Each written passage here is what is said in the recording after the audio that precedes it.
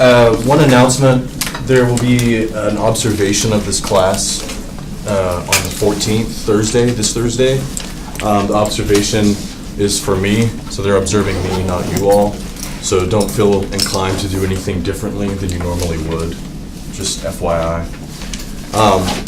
We'll finish 3.9 today, start 3.10, perhaps finish 3.10, and if we have time, we'll start 3.6.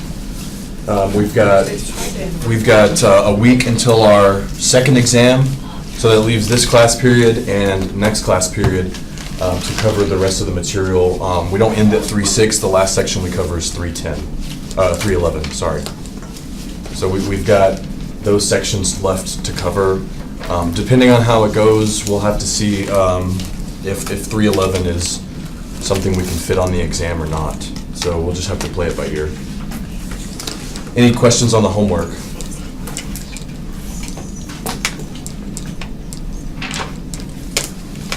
All right. So let's pick back up in 3.9 where we started last week. And in 3.9 we got rules for all of the logarithms and all of the exponentials were the main rules that we came up with. Then we looked at this process of logarithmic differentiation. Why would we want another a derivative technique when we have all of the rules we already have? Logarithmic differentiation can simplify the processes or the operations product, powers, and quotients. Okay.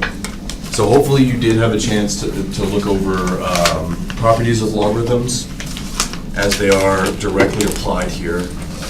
So I don't think we've written the steps down. We'll write the steps down after this, but the idea was we start off with some function y equals to x plus 1 over x plus 2 squared. And so, well, I don't want to take the derivative of y using the quotient rule and the chain rule. So let me take the log of both sides. The log of y is as simplified as it can possibly get, so we're going to leave that as the log of y. But here, the log of our quotient, we can rewrite that as the difference of those two logarithms. And then the power on the denominator, the square, can get moved out front. And then we can take the derivative of that equation. So the derivative of the natural log of y was chain rule, y 1 over y times y prime. So remember the derivative of the natural log of whatever is 1 over the argument, 1 over y, times the derivative of the argument, y prime. Okay. And then we said the derivative of the natural log of x plus 1 is 1 over x plus 1, and the derivative of negative 2 times the natural log of x plus 2 was 1 over x plus 2 times the negative 2. Okay, so did anyone have any questions on where we were there?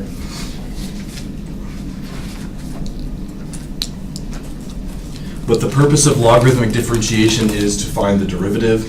So once we end up with this y prime over this y, we then have to solve for y prime. We have to multiply through both sides by y. So we end up with y prime. And we'll just write here for now y times all of this 1 over x plus 1 minus 2 over x plus 2. And of course, we don't want a derivative in terms of x and y. We know what y was originally, so we're going to go back up to the original function and plug that back in. So our last step is to fill out, in terms of x, what is y. So y prime is equal to, so we're going to do this. So y was x plus 1 divided by x plus 2 quantity squared times 1 over x plus 1 minus 2 over x plus 2.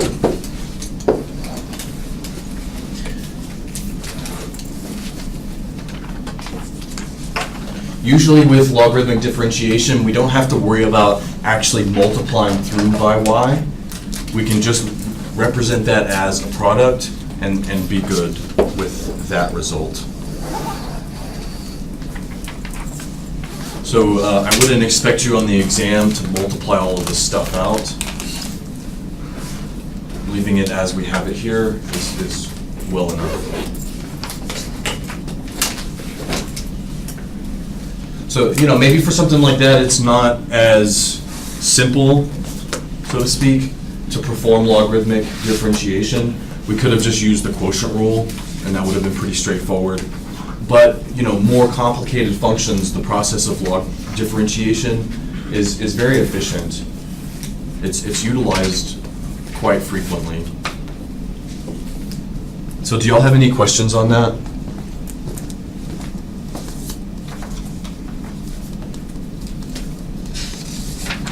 We'll look at a few more examples too, but I do want to at least write the process down for the logarithmic differentiation. So I'll start another page. So logarithmic differentiation.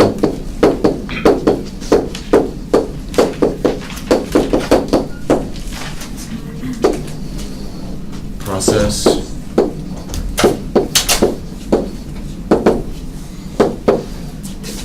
So the process, we do start off by taking the log of both sides of our function.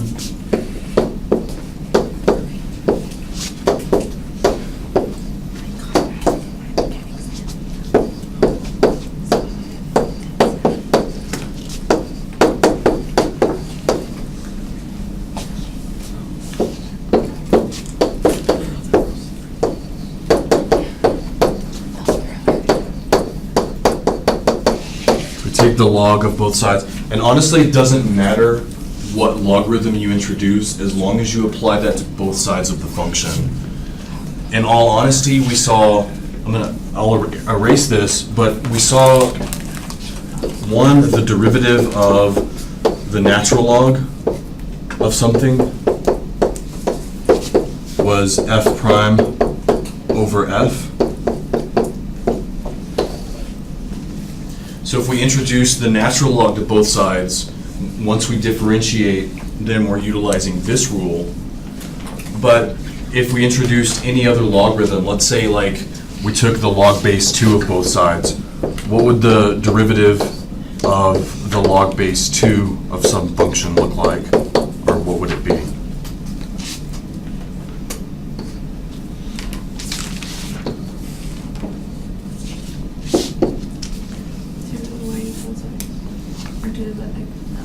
Yeah, that would be, if we said 2 to the y equals to f of x, we would be preparing that for implicit differentiation, which we saw was valid. We can do that. But just as the formula says, if we take the derivative of log base 2 of a function, what is that? I think 1 over f of x, and then times the 2, or times a. Yeah, the base? Yeah. Particularly, where does that go, though? Or times natural log of the base. Yeah, where is that, up top or on bottom? On the bottom. On the bottom, right. Times the natural log of the base. Are we done? We're missing the chain rule. The prime of x? Yeah, and then we have to multiply this by f prime of x. The derivative of the inside function from the chain rule. So if you take the natural log of both sides, it's just a slightly simpler derivative because it doesn't involve another natural log on the bottom like all of the other logarithms do, right? So natural log f prime over f, any other logarithm f prime over f times the natural log of the original base of the logarithm. So for that reason, I would just simply recommend, if you have to do logarithmic differentiation, that the log you use that apply to both sides of the function is just the natural log. So when we say log, just think about the natural log. We're going to apply the natural log to both sides of the given function.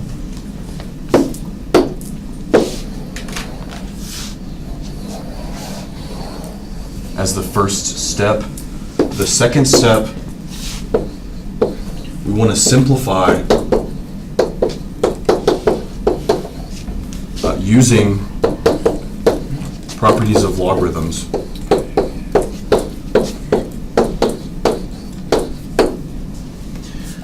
And let me say, let's be a little more specific. We want to simplify completely or fully using properties of logarithms.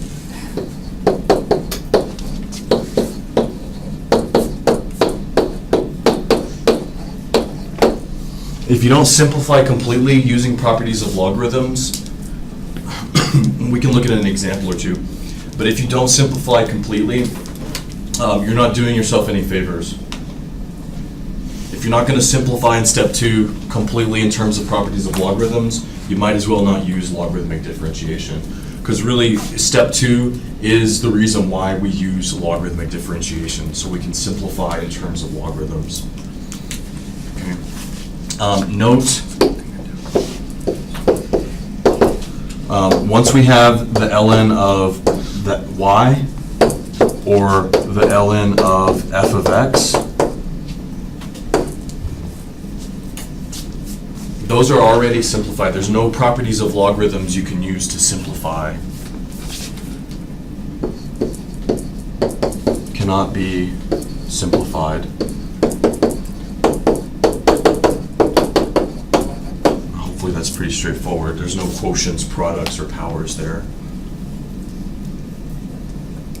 So you leave those expressions as they are on one side of the equation. Take the log, simplify using properties of logarithms. Once we've simplified fully using properties of logarithms, then and only then are we taking the derivative. So the derivative doesn't come in until step 3. So step 3, take the derivative.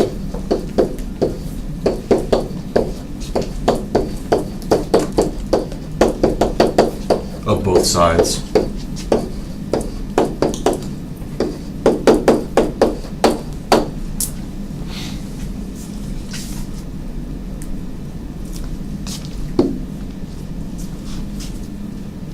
And then the final step would be to solve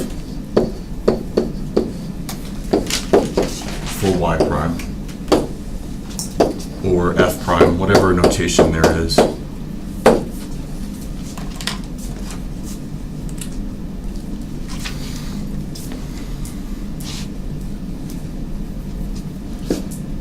Should probably also make a note on step 3.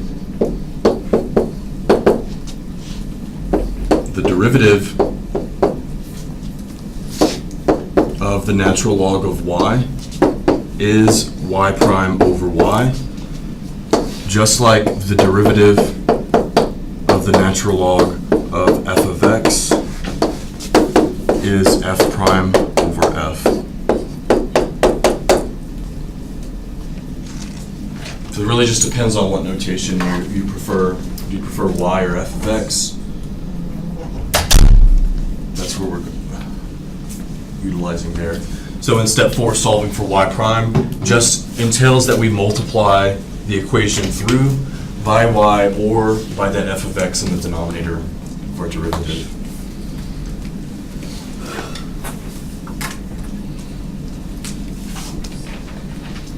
And hopefully it's implicit in step 3 that when we say take the derivative, we're taking the derivative with respect to the independent variable. Most of the time that implies we're taking the derivative, or that is, we're taking the derivative with respect to x. But sometimes you can have t or s or something else as your independent variable. Okay, yeah? So when would you use logarithmic differentiation versus just exponential?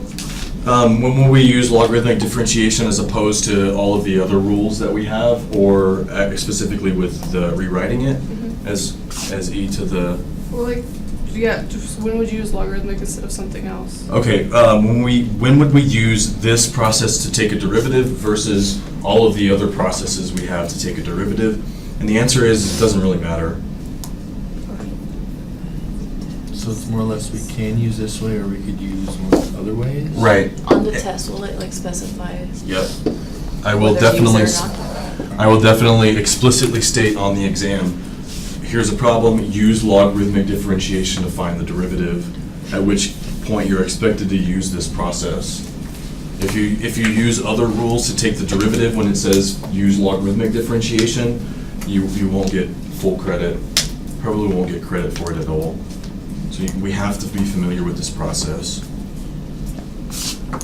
So here's just a short example, and then we'll move on to more complicated things. So for example, let's say we have to find the derivative.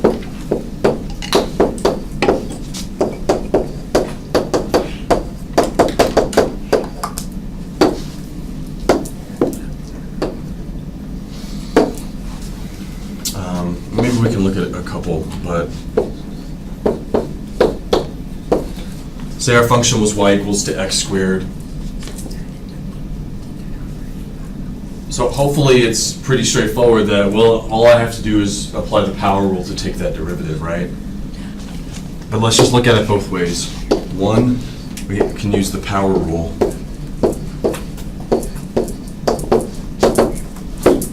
Which says that y prime is just 2x.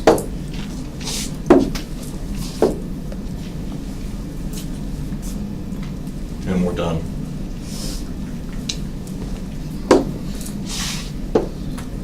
What if, for some reason, we wanted to use logarithmic differentiation?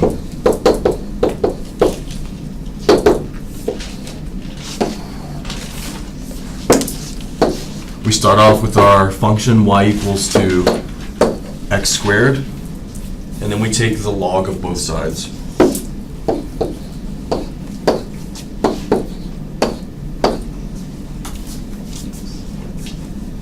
Okay, so step one.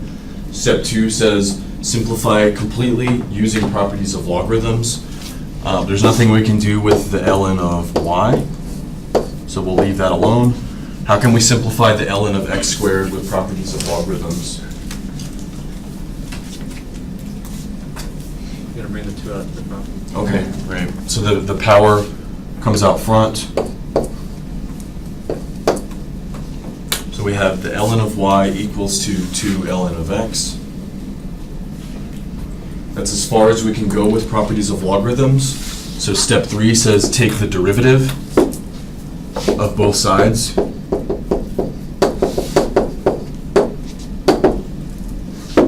What's the derivative of the natural log of y? Y prime over y.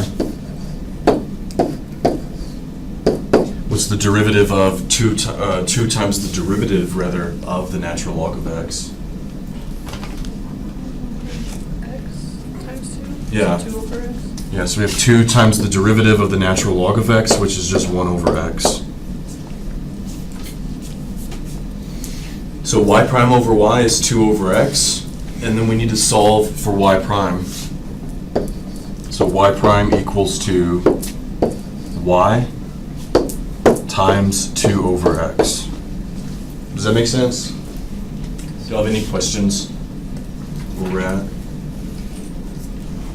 All right, then we need to fill in y. What was y?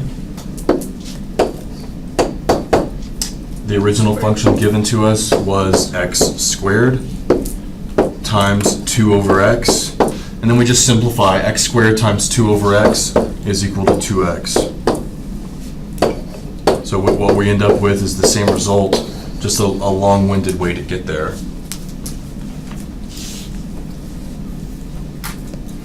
And so in that sense, it doesn't make up. I mean, it does. We can, but it's not efficient to use logarithmic differentiation there, although it still does work.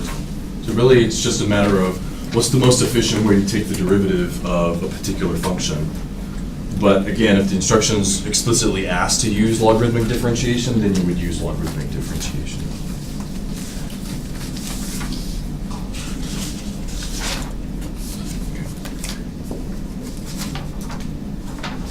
Do you all have any questions?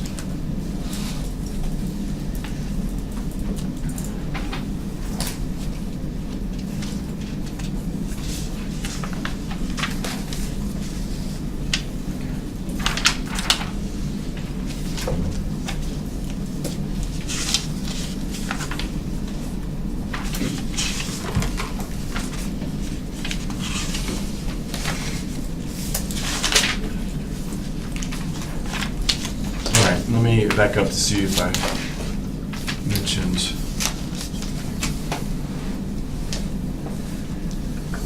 All right, one thing we mentioned before we kind of got into the logarithmic differentiation, on this previous page, we asked, for instance, if y was x to the x, what's the derivative of a function like that?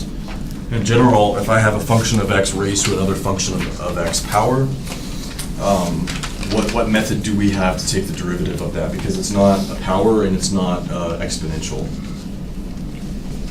So we did mention just an algebraic procedure where we could rewrite x to the x as e to the x ln of x, and then take the derivative of y using the derivative rule for e to a power. So often when you have more complicated functions, like f of x to the g of x, x to the x, or sine of x to the power of tangent x, those kinds of things, logarithmic differentiation is really efficient at taking the derivatives of those. We'll look at a couple of examples like that, but for now let's kind of start off with maybe the one that we mentioned prior to. So let's look at that function and take its derivative. So find y prime.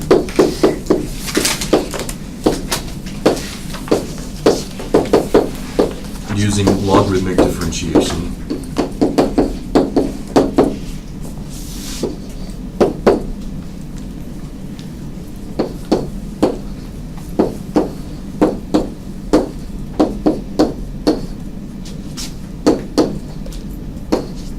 So we had x cubed minus 2x squared plus 1 to the 5th times the square root of 3x minus 1.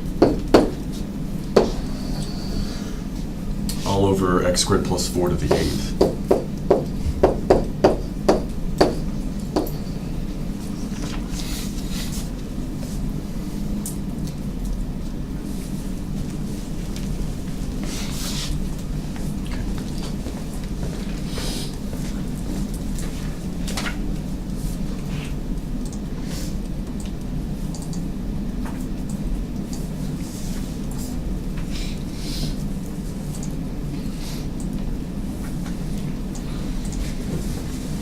All right, so then the process we start with, we take the log of both sides.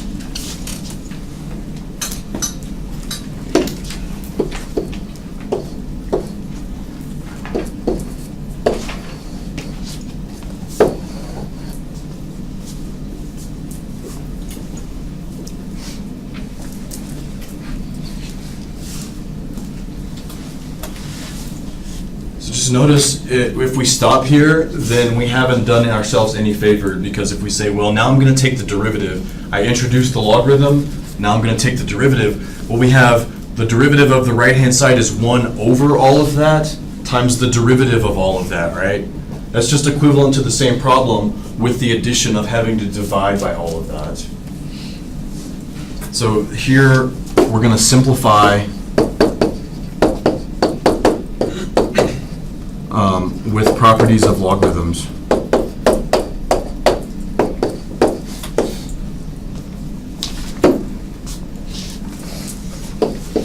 ln of y is going to stay ln of y for the moment. And we're simplifying the right-hand side using properties of logarithms. So what we have is the log of a quotient. So we can write the log of that quotient as the log of the numerator minus the log of the denominator.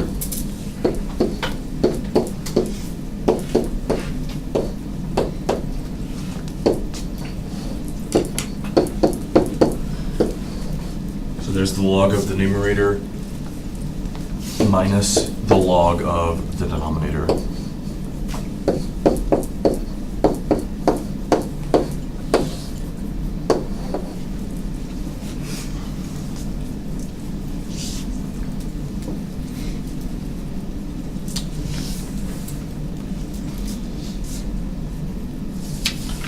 Also, don't stop there.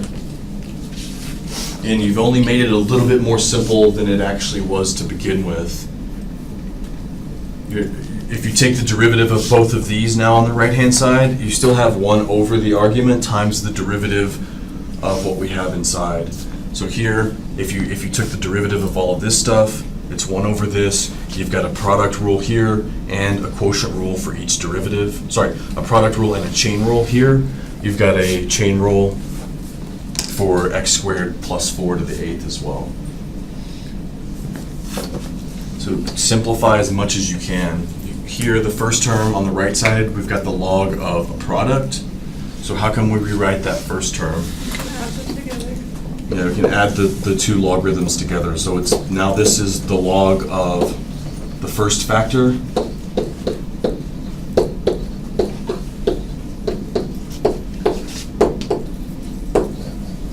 plus the log of the second factor.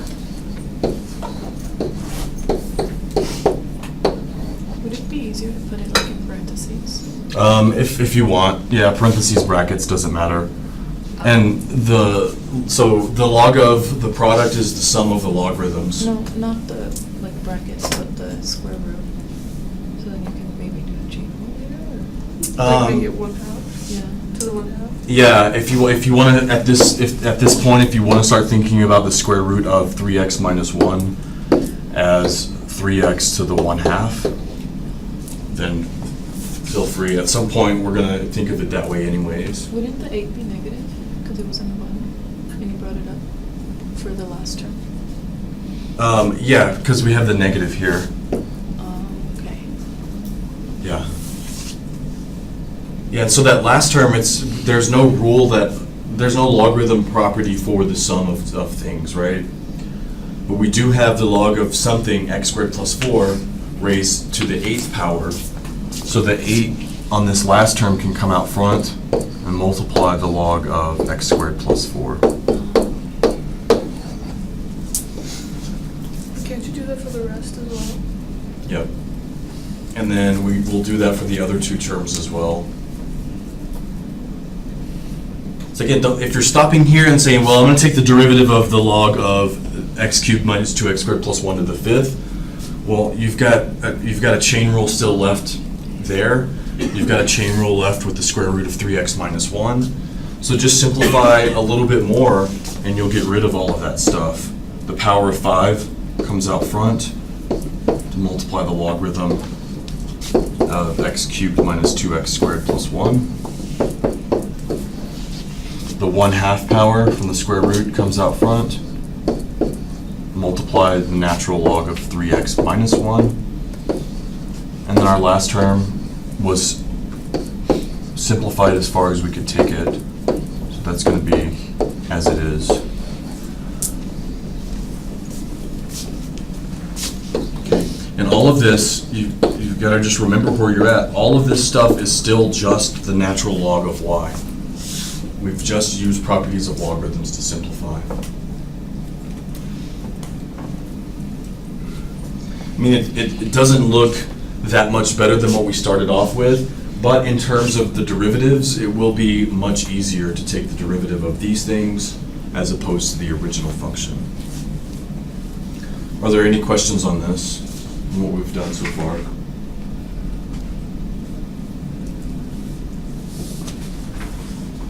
All right, what's the next step? Take the derivative. Yeah, take the derivative. We've simplified as much as we can with the properties of logarithms. Now we're going to take the derivative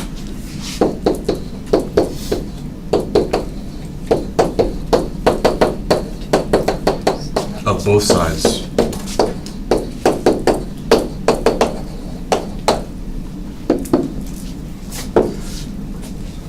Okay, so the derivative of ln y is y prime over y. And we have 5 times, what's the derivative of the natural log of x cubed minus 2x squared plus 1?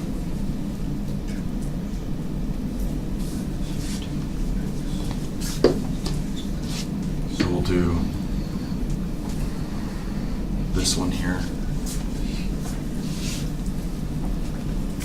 So it's still a somewhat involved derivative. It doesn't involve quotient product and chain rule, though, it's just a chain rule. Would it all be like fractions, like 1 over, like 3, 1 over x?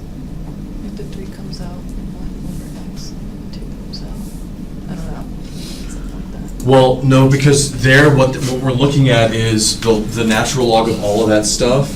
We can consider that as just the natural log of some function of x, right? And so when we take the derivative of that, we have to go 1 over the argument times the derivative of the argument. For each one? Yeah, for each one.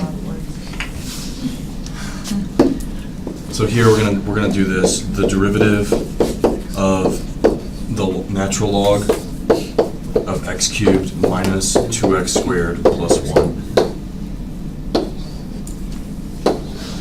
is 1 over the argument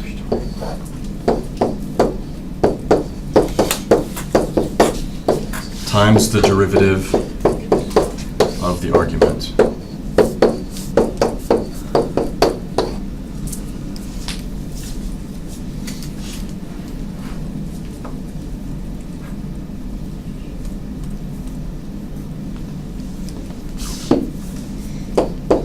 So we have the derivative of, now this is just a sum and difference of functions of x. The derivative of x cubed is 3x squared minus the derivative of 2x squared, which is 4x, plus the derivative of 1, which is 0. And then all of that's over x cubed minus 2x squared plus 1.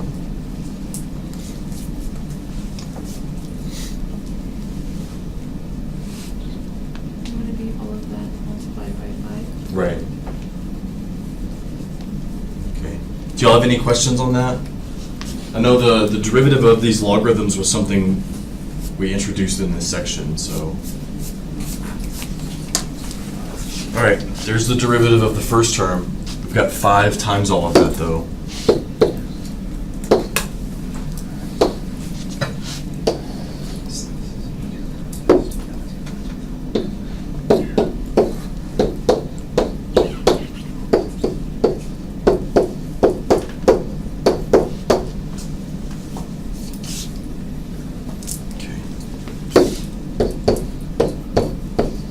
Plus our 1/2 times the derivative of the natural log 3x minus 1.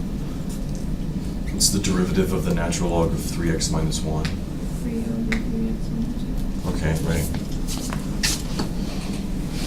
Or 1 over x minus 1.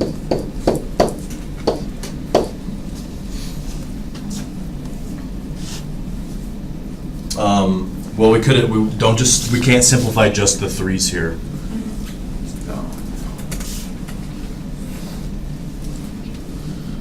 But are you all right with that? 3 over 3 minus 3x minus 1, rather? Okay.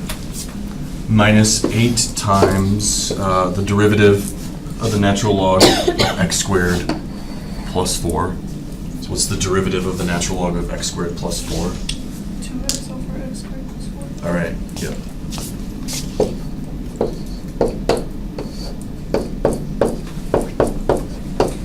X over x squared plus 4. Is everybody okay with that?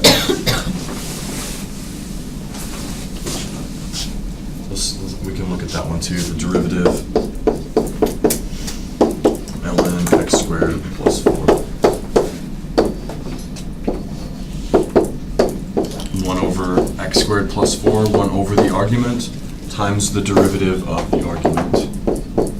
So the derivative times the derivative of x squared plus 4.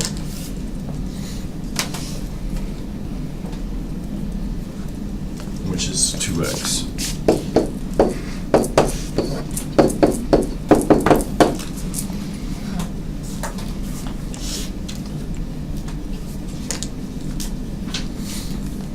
All right, so that's where we're at. Are there any questions?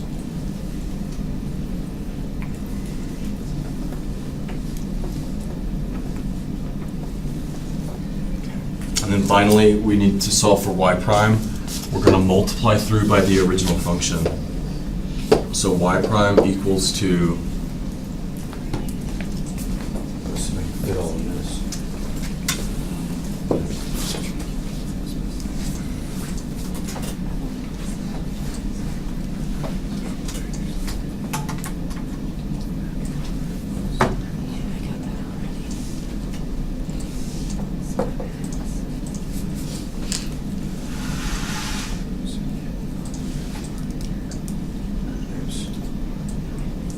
Okay, so there's y, and then we need to multiply y by all of this stuff to get y prime.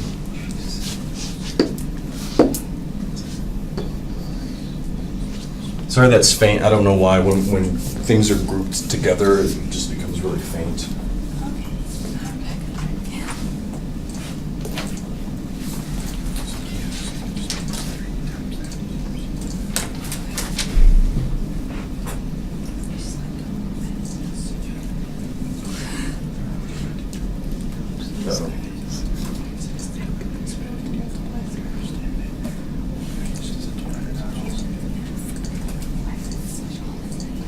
I'm just being lazy. I don't want to write that stuff again.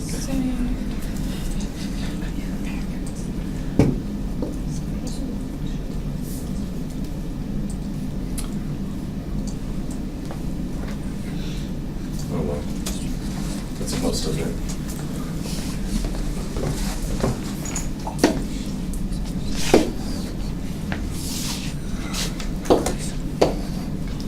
All right, there's our derivative.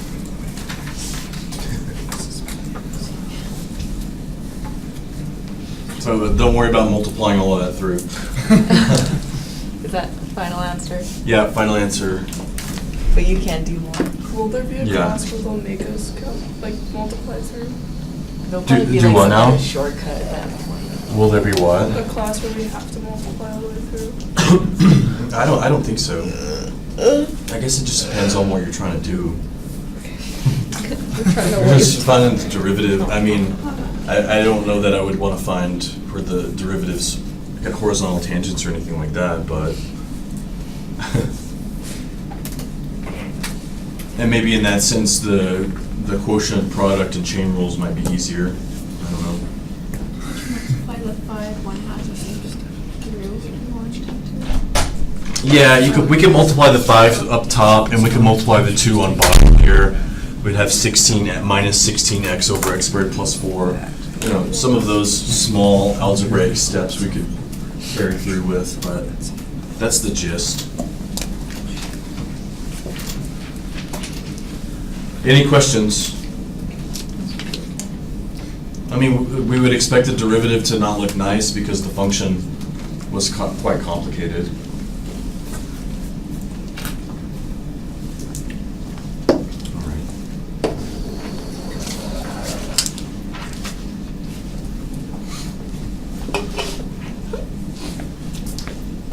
Seem okay?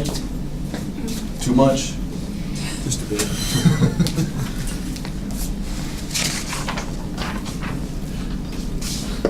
Okay, I'll we have an example. There's another example like that. Why don't you all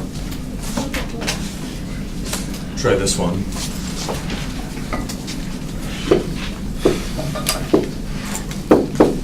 So let's have y equals to tangent to the 8th times x squared plus 5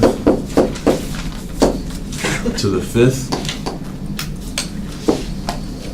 all over x times the square root of x minus 1.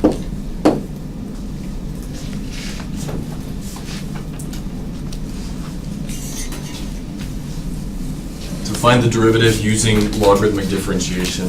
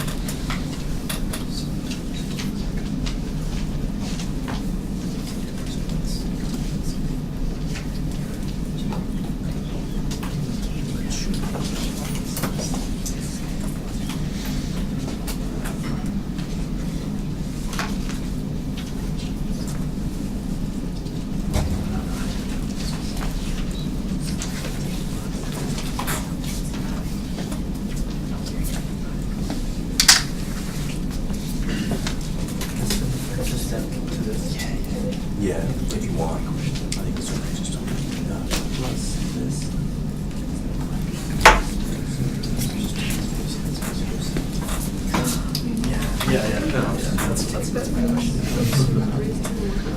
Distributed. What you have here, That doesn't work? because to put this x back in here, you have to square it. Okay.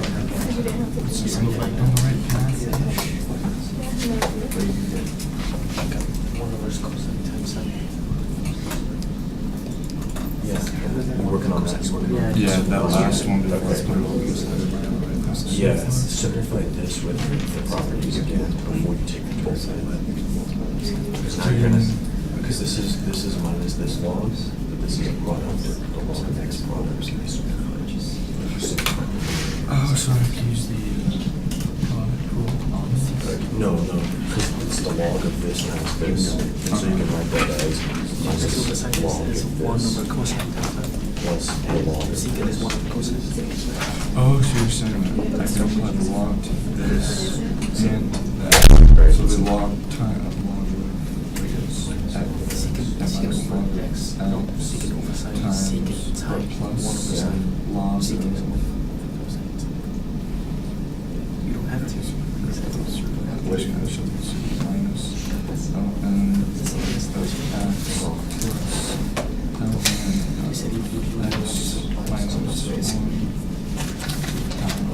Right, except for also this should be negative, because that's the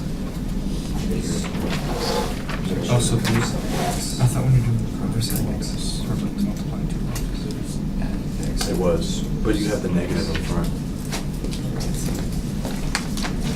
So like it's the negative log of a times b, where you're gonna break this up. You're gonna break this thing up into two more logarithms, right? So that's the log of a plus the log of b. Yeah, but you have this expanded into two things with the negative still out front. Oh, okay. Okay, I think I got it. Yeah.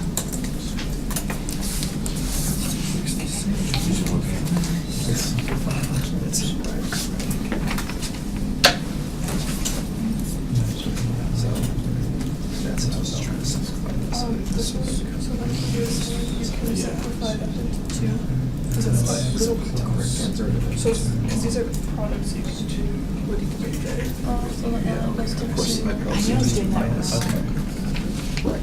So it'd be like minus ln That's good. minus So that's your y prime over y. ln x minus 1/2.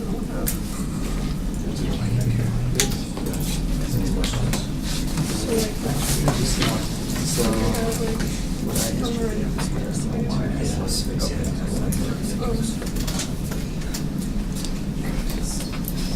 Yeah, I tried this.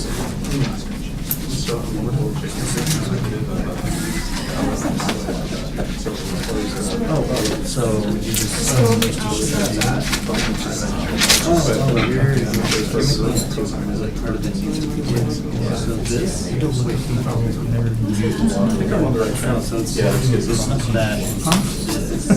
They're pretty simple. This whole thing means you can do this. Really? I just give it Sure, everything is. So I took the calculus, the only test that I failed is like. I don't know, it's my just teacher to me, was they like, still "Oh, look she like you didn't have really something know already. that." So So everyone this was is like, plus. but then they gave us all like. B. Right, but you have the negative in front of it, because you turned that into two things. And the negative is attached to that one thing that you turned into two things. So the negative is attached to the two things. So it should be minus ln a minus ln b. I like this. Yes. So the negative gets distributed. So minus ln a minus.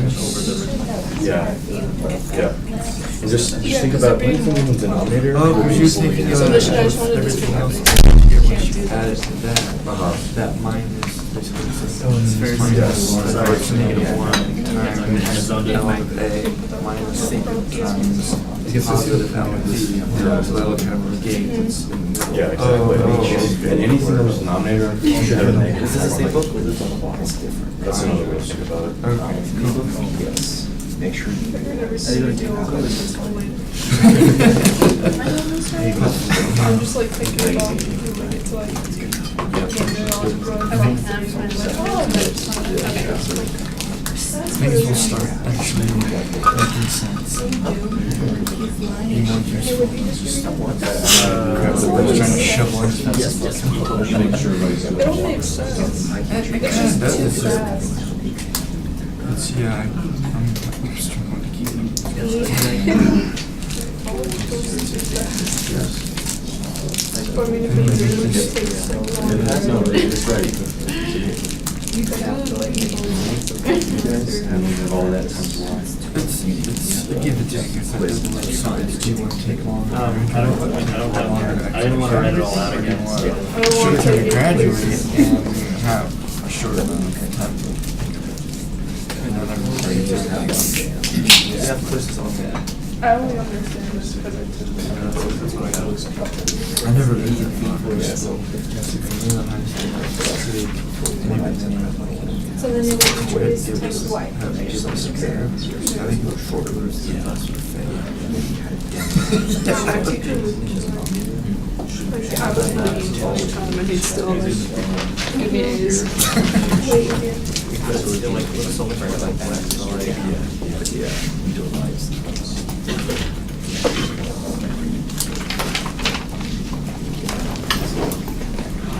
Well, I used to just become friends with all my teachers.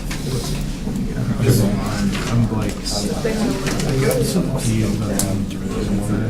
Is that right? So just do one of those? something really nice about Would we have trouble with So, and when you have the line, you're gonna, this part is gonna go to the bottom. You're just gonna copy it.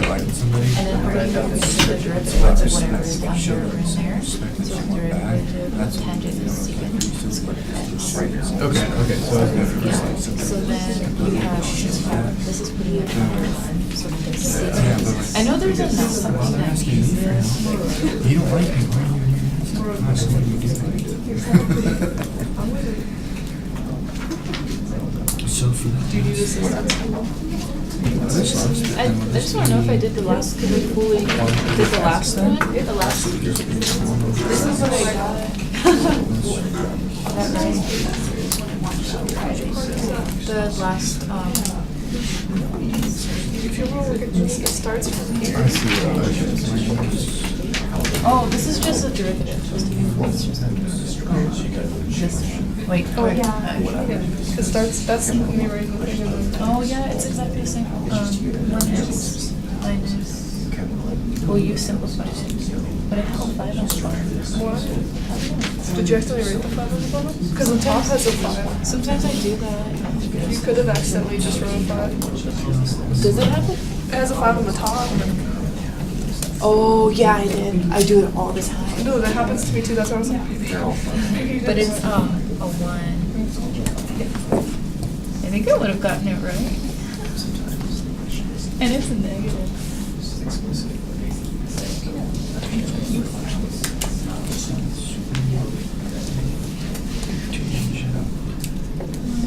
Can I use this process for everything?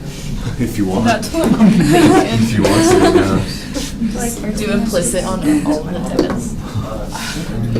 Is that extra credit? No. I don't like He's the like, no, chain but rule good try.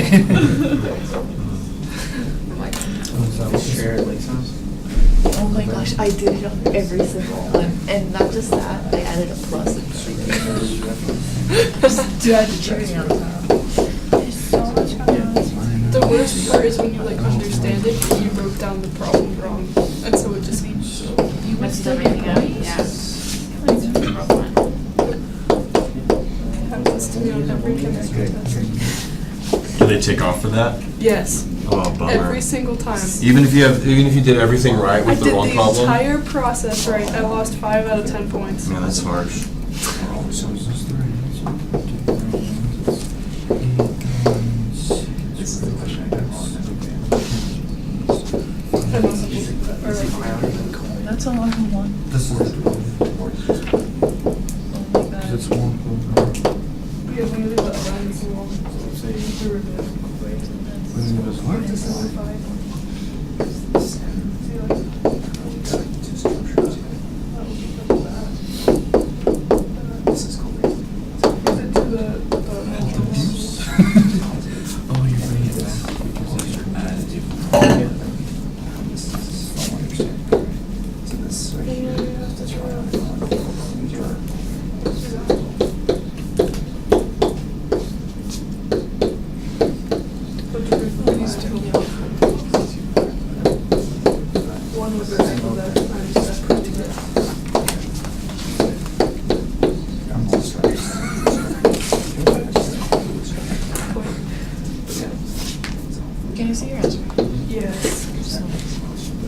fixed all the ones and the negatives. Because of the charge.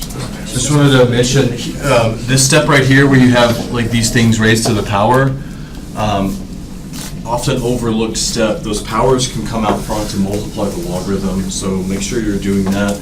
Otherwise, you have to take the derivative of the natural log of tangent of x to the 8th, which involves quotient rule, sorry, ln. So there's a chain rule here for 1 over tangent to the 8th times the derivative of tangent to the 8th. All right, so then you've got to do another chain rule to take the derivative of tangent to the 8th, because this derivative is 8 tangent to the 7th times the derivative of tangent, which is secant squared. And then all of this is over tangent to the 8th. So then you would want to simplify tangent to the 7th over tangent to the 8th. It's just 8 secant squared over tangent. But if you take the additional step of moving the 8 out front, you don't have 2 chain rules anymore. You just have the 1. So with the derivative y prime over y, we have 8 times 1 over tangent times the derivative of tangent. So secant squared times 1 over tangent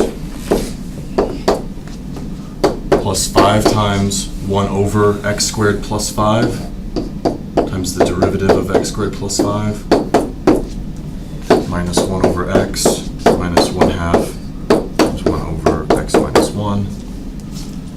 I believe most of you all had that or were on the track to get that. So that's our derivative. Oh, yeah, I got that right too. And then we've got to multiply through by y. So y prime You put 10x. is... Yeah, because 5 times. Was it tangent to the 8th times x squared plus 5.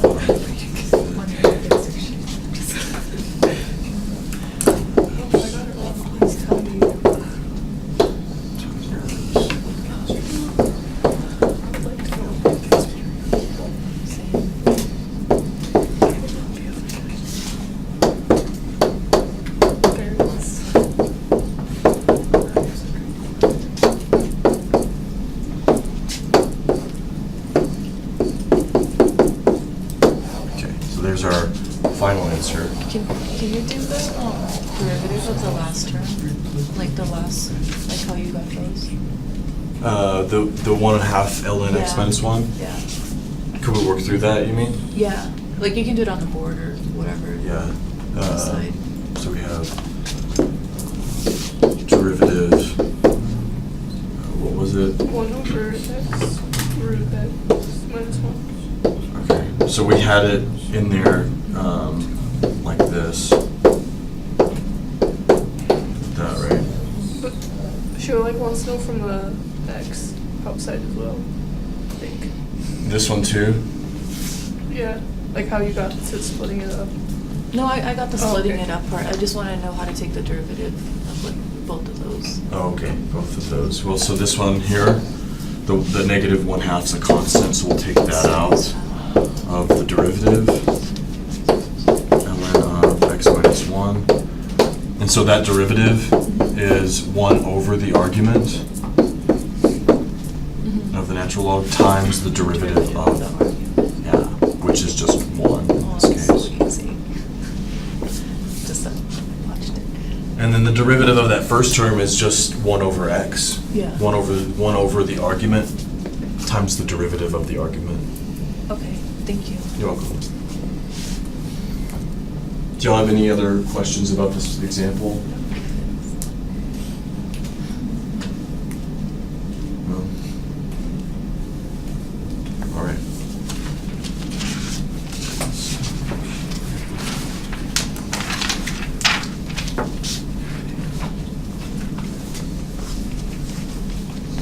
All right. This is the problem we'll do after break. We want to find the derivative.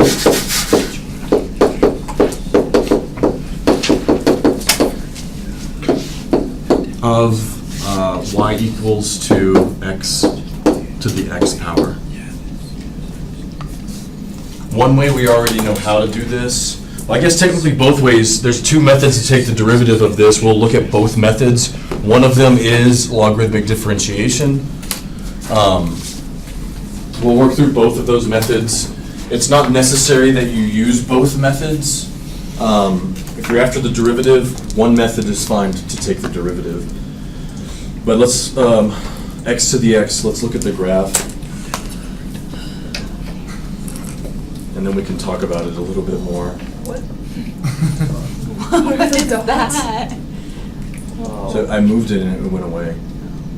We'll talk about why the graph is what the graph is. So notice the point here where it starts at is an x value of 0. But in the sense, we haven't quite discussed, if x is 0, then your function is really y equals to 0 to the 0 power.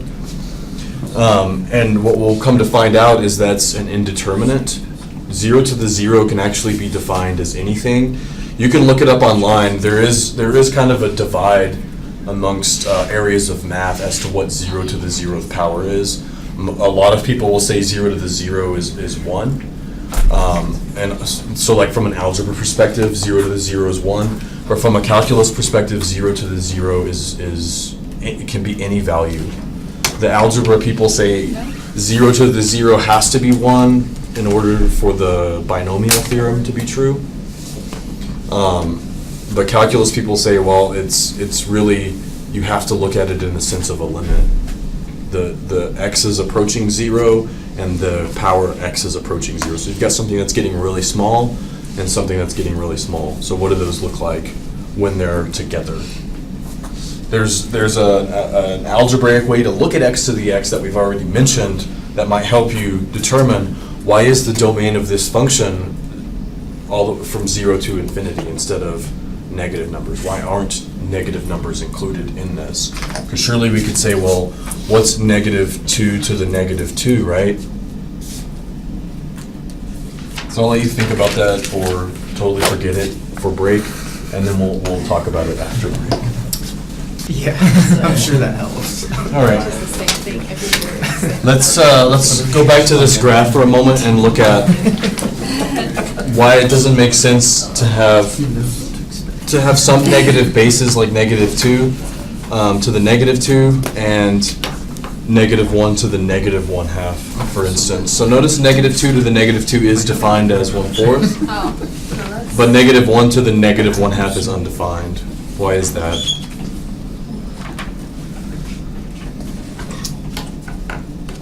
Square root of a negative. Yeah, so that's the square root of, it's actually 1 over the square root of negative 1, which is an imaginary number.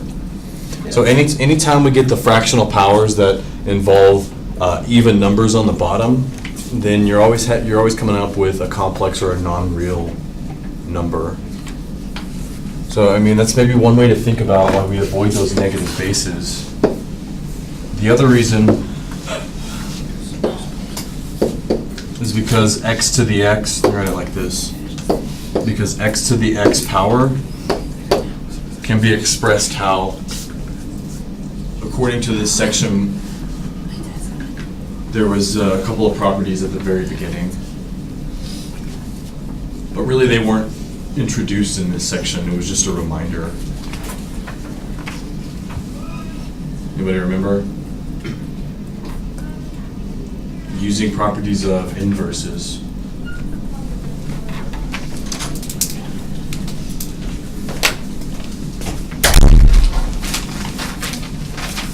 No? What?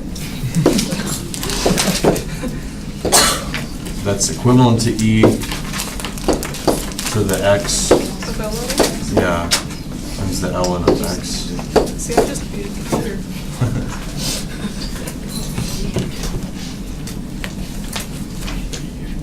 So see the first page, properties of inverses of e and natural log.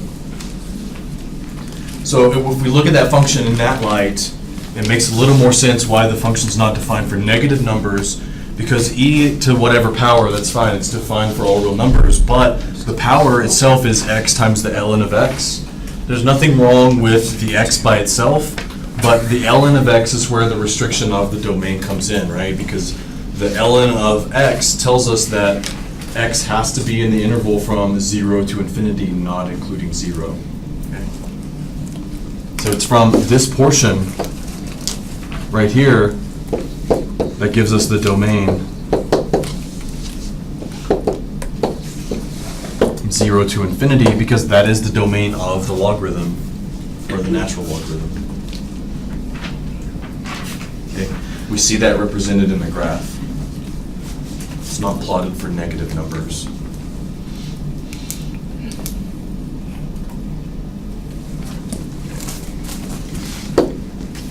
So finding the derivative of the function, one, we could go with how we have it expressed. We have y equals x to the x expressed as e to the x ln x. So how do we take the derivative of e to any power?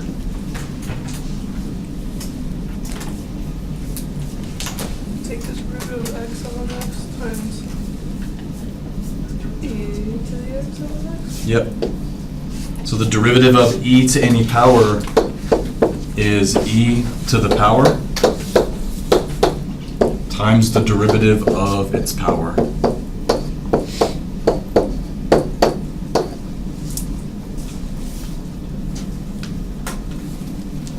So of course then we need to find the derivative of x ln of x using what rule? Product. The product of two functions of x, x times the ln of x.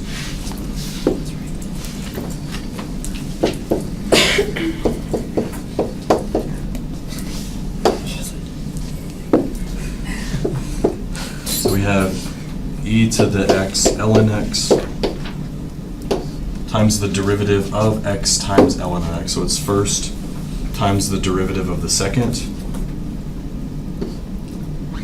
plus the second times the derivative of the first. So the derivative is 1 plus ln of x. We can maybe work that over here if we need to.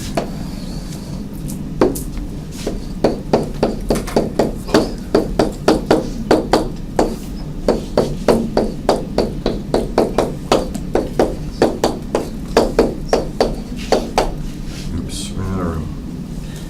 Times the derivative of the first, we'll just write 1 there. And this is x times 1 over x, which gives us 1 plus ln of x.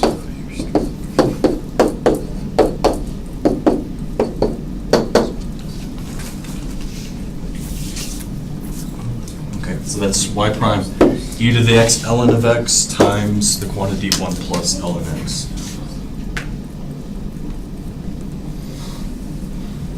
What is e to the x ln of x? It's okay to leave it like that, but e to the x ln of x was our original function x to the x. So we'll just write that y prime is x to the x times 1 plus ln of x. Just so it's in terms of the original function. Would we get it wrong if we distributed the x to the x? No. Okay.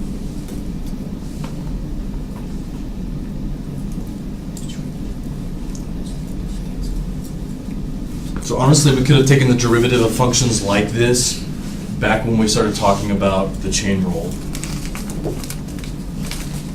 You just have to remember the algebraic step. It's a to the b is equivalent to e to the b ln a. Again, that property is on the first page. That's just an algebraic thing.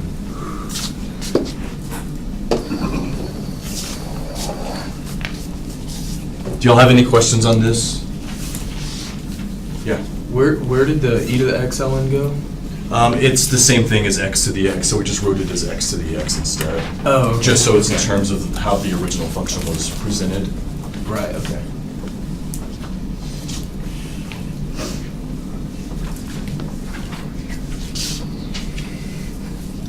Okay, method 2 is logarithmic differentiation.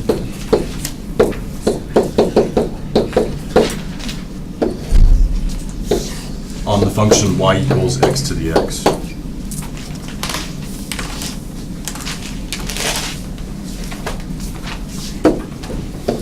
So we'll take the natural log of both sides,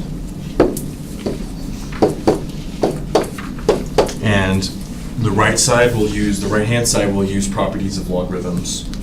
So what we're really looking at, ln y equals to x ln x.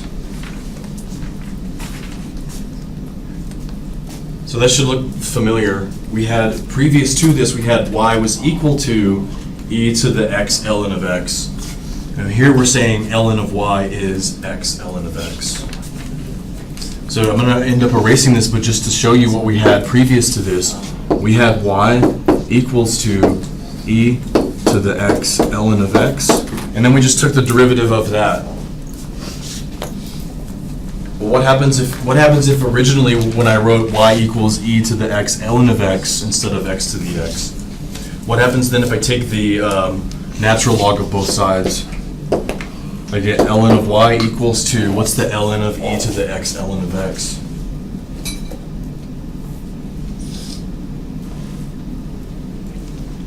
I'll write it here, ln of,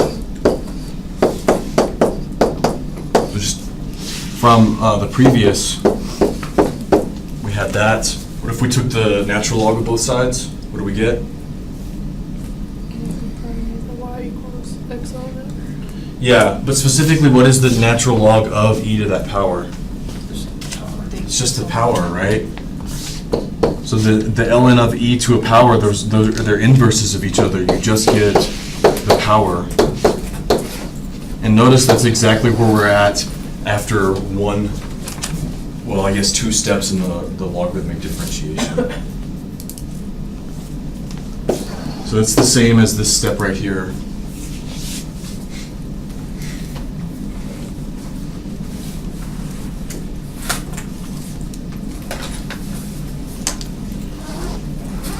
Just to show you algebraically, it is the same thing. Whether we write it as e to the x ln of x and take the derivative, or whether we apply the log and properties of logs, you're looking at the exact same function, or the exact same equation.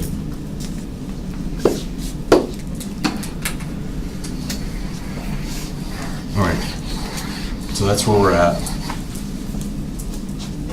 Simplified as much as we can, then we take the derivative y prime over y. And we already took the derivative of x ln x as part of the chain rule in the previous approach. So the derivative of x ln of x we said was just 1 plus the ln of x. Therefore y prime is y times 1 plus ln of x. And y we started off with, again, y was x to the x.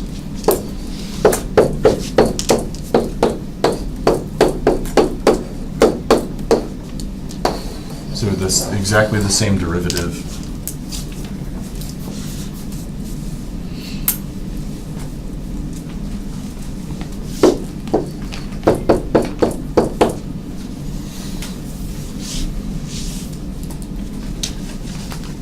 You see, either method is a valid method. It's up to you which one you want to use. But we should be familiar with the process of logarithmic differentiation, because I will ask you to do that on the exam.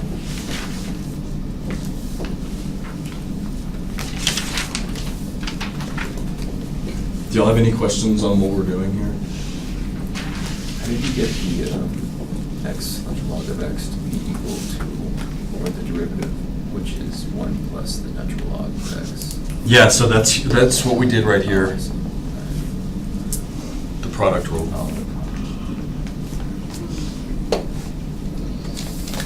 That was the same derivative we got there, 1 plus ln of x, after the product rule.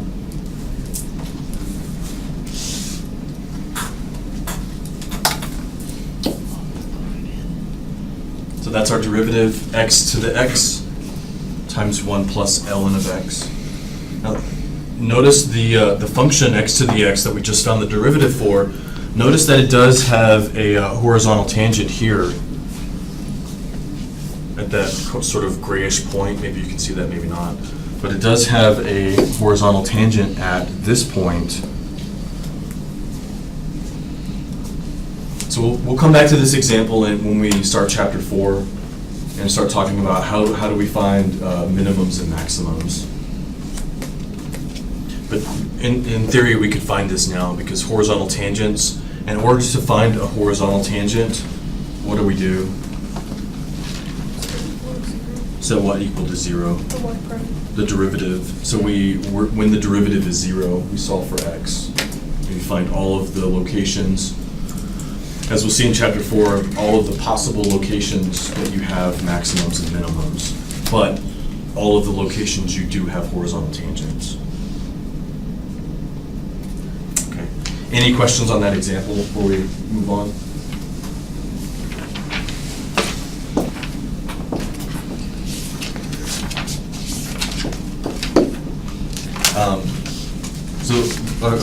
One more example, kind of coming from the idea that,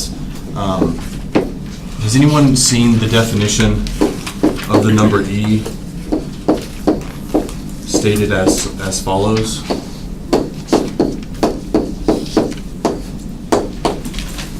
Has anyone seen e defined that way? No. Okay. Sometimes they'll define e in college algebra textbook. They'll just say, by the way, e can be defined as this right here. It's fine if you haven't seen it before. I just was curious.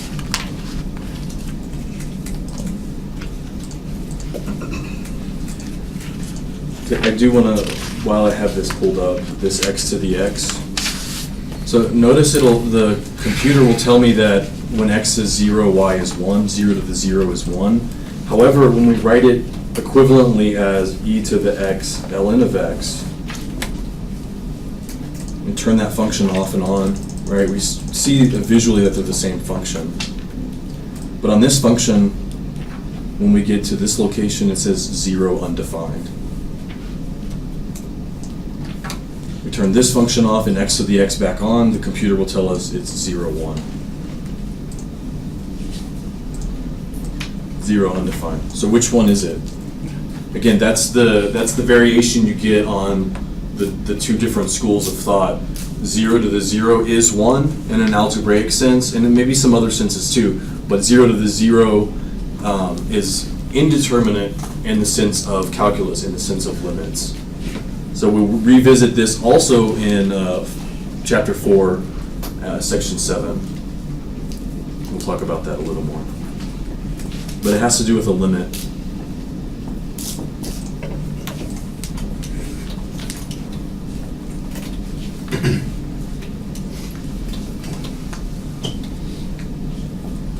So the definition for e we wrote down is a limit definition. It says the limit as x approaches infinity on this function. In other words, the function 1 plus 1 over x has a horizontal asymptote at a value of e.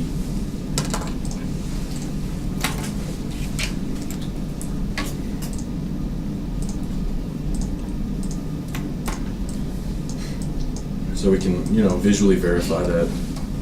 Seems to be true.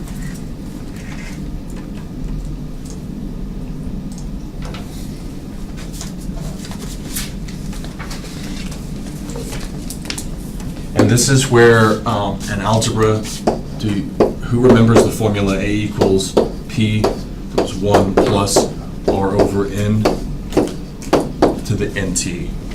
Who remembers that formula? Kind of. So that was like interest, the amount, future value after a certain amount of time when you deposited P at an interest rate of R compounded n times per year. And then we said, well, what happens if we compound it every instant of every day? Then we got continuous compounding where it was A equals P times e to the RT. Anybody remember that formula? So this formula here becomes this formula as n approaches infinity. as the number of compounding periods. So I'm compounding it semi-annually, twice a year, or annually, once a year. But if I compound it all of the time, an infinite amount of time, then the 1 plus r over n to the nt power becomes e to the rt. And that's exactly based off of this limit that we wrote down. So with methods in this section, we could certainly show that that's true, that the limit as n goes to infinity on the function 1 plus r over n to the nt is actually equal to e to the rt. So that is the limit as n approaches infinity on 1 plus r over n to the nt equals e to the rt. And so that's how those two formulas vary. It's really the PERT formula, compounded continuously, is based off of the compounding periods that are like monthly, semi-annual, etc. So sort of indirectly, implicitly, you have seen functions like 1 plus 1 over x to the x. Maybe they haven't explicitly been in that form, but you did work with these two formulas, so you have worked with those. I think that's worth mentioning just because, you know, in theory that you've seen those before. You may not remember them, but hopefully you have worked with them at some point. Okay, so let's find y prime for the function y equals to 1 plus 10 over x to the power of x.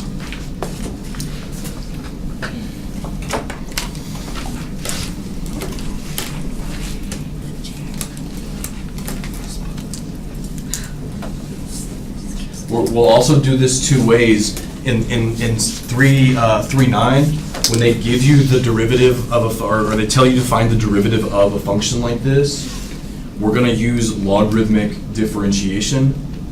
But the reason I'm going through the process of saying it's e to this power is because when we get into chapter 4 and start having to compute limits on functions like this, that it becomes necessary to write them as e to the ln of whatever. Okay. So I'm just doing both of these more so we'll remember when we look at functions like this, writing them e ln, that's a process we do come back to.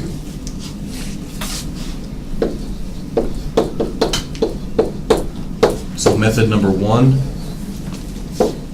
we're going to write y is equal to, using e and ln, what's y equivalent to in terms of those? E to the x of ln 1 plus 10 over x.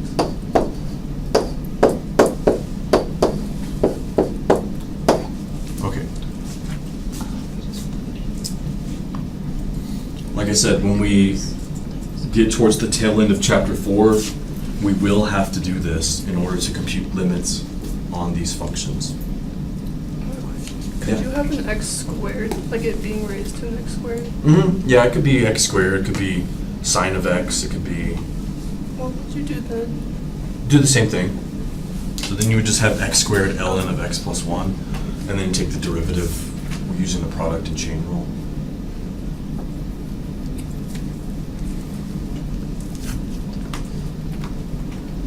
All right, so that's equivalent to the original function. We just rewrote that. Now we take the derivative y prime.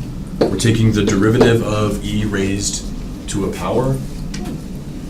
So the derivative of that is e to the power.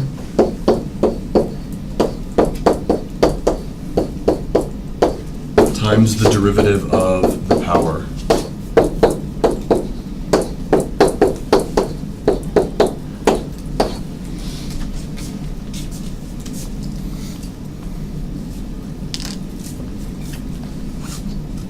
So we'll scoot that down a little bit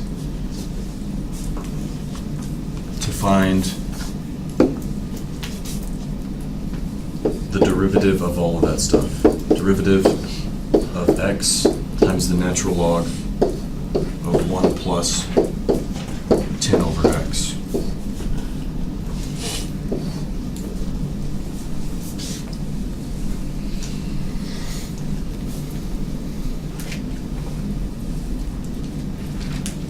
So this is it's a pretty lengthy process depending on the functions you have.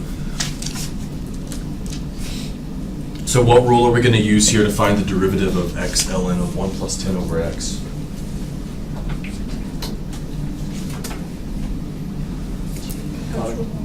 Yeah, it's a product of two functions. It's x times the ln of a function of x. So two functions of x.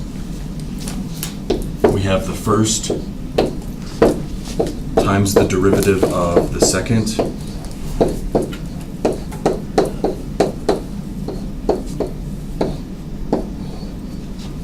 plus the second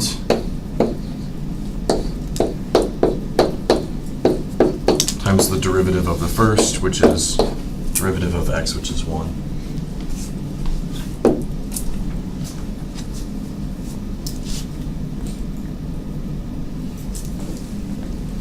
So we saw it's product of two functions.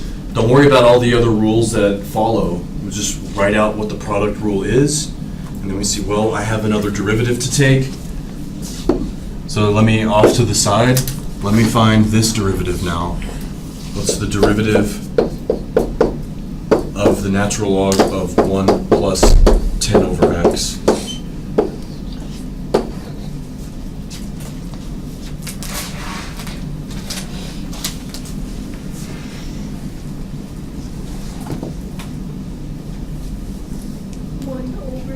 Times the derivative of it. Okay, good. 1 over the argument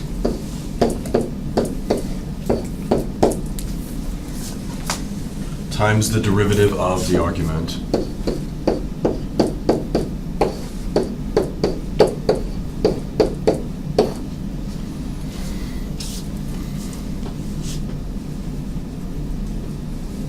What is the derivative of 1 plus 10 over x?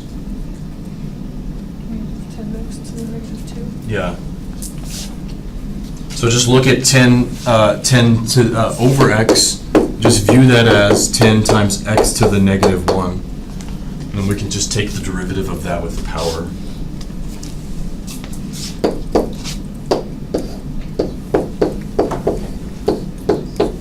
So we have that times the derivative. The derivative of 1 is 0, plus the derivative of 10 over x is the derivative, however you want to write it, is negative 10x to the negative 2, or negative 10 over x squared.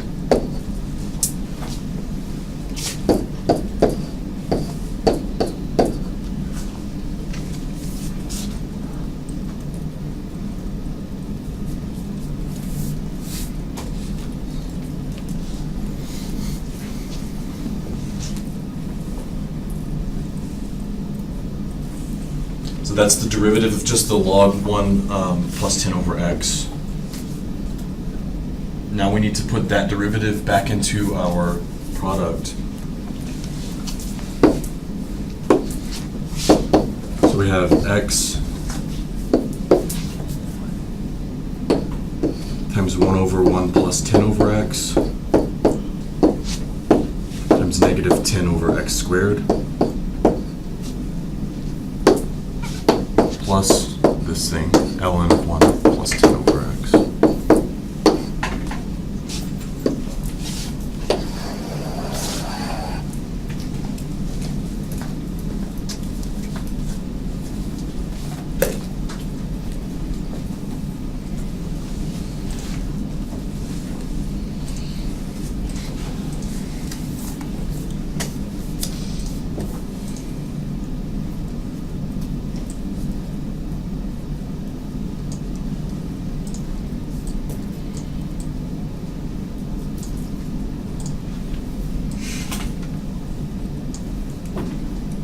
Okay, so that's where we're at. Do y'all have any questions?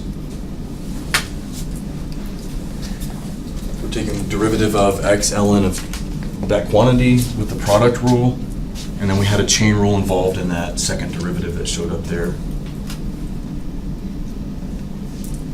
Okay, so let's just simplify what we have, especially this first term here. Notice we have the x out front times the negative 10 over x squared. So let's call that negative 10 over x.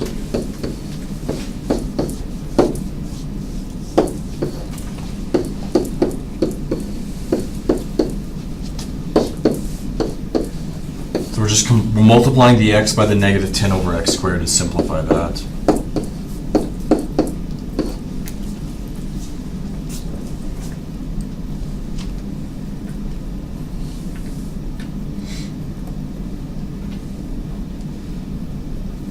And then we can multiply the two terms, or the two factors here together, so it clears that complex fraction out. So when we multiply this together, we have negative 10 over x times 1 on the bottom, x times 10 over x. So that just gives us negative 10 over x plus 10, plus the natural log of 1 plus 10 over x.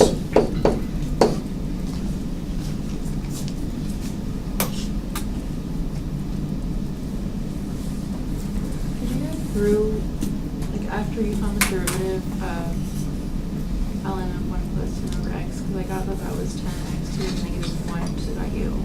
Negative 10x to the negative 2, and then you lost me completely.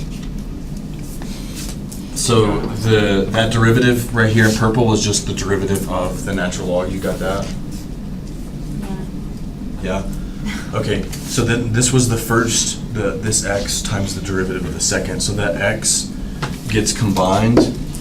So we're combining this x with this right here.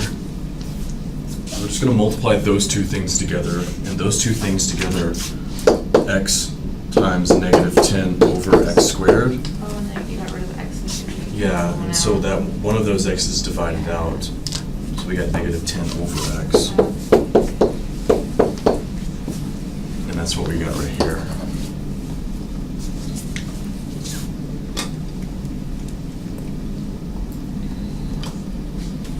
And then we multiply it by the 1 over 1 plus 10 over x.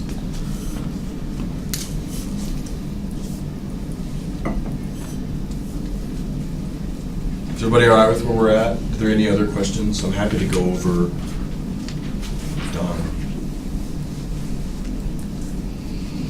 But you see, 90% of this problem is algebra, right?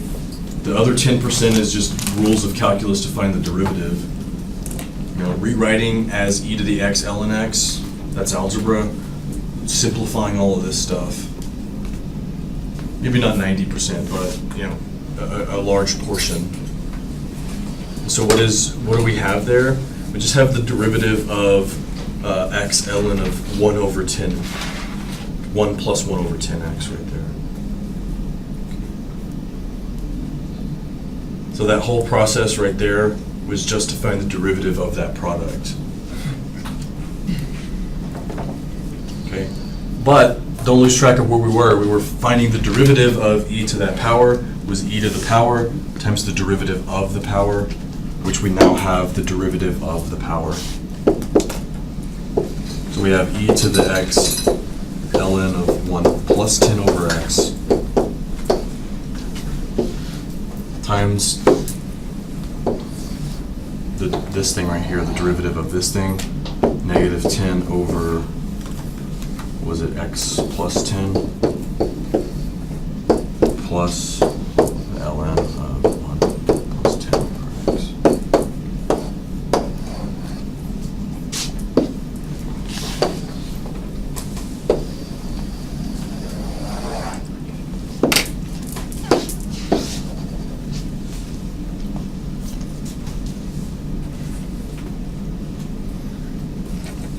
All of that is y prime.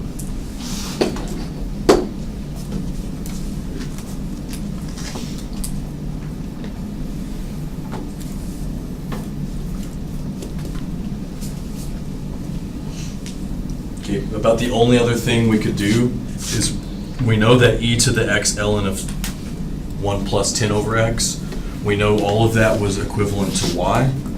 and y was just 1 plus 10 over x to the x. So we could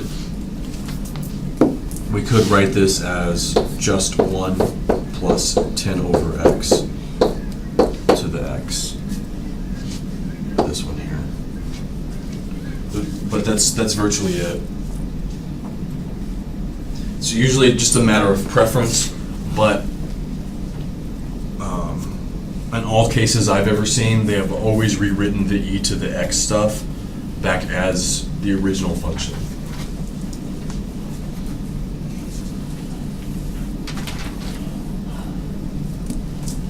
So we'll just say this is our, whichever way you would like to express that is our derivative.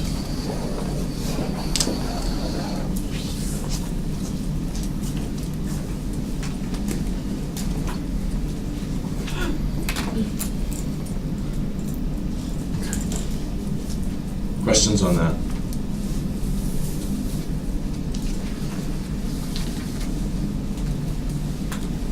So would this derivative be easier to find using logarithmic differentiation?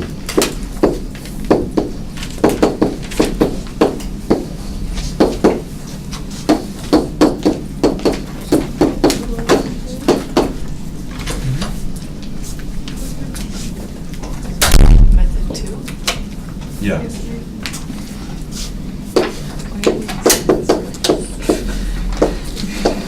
You may or may not like rewriting it as e to the ln of whatever, but like I said, in chapter 4 it's necessary. Okay, so we'll just take the log of both sides.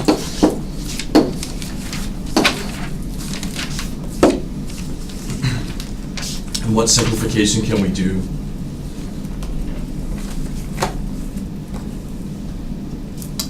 Power x.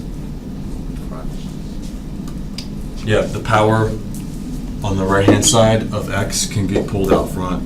So that's x ln of 1 plus 10 over x. And that's the natural log of y. So it's not really that much better, right? Because we still have to take the derivative of this product, x ln of 1 plus 10 over x.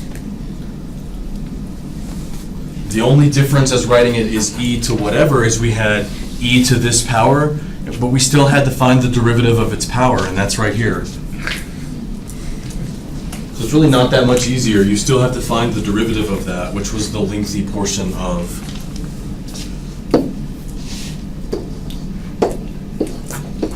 the process.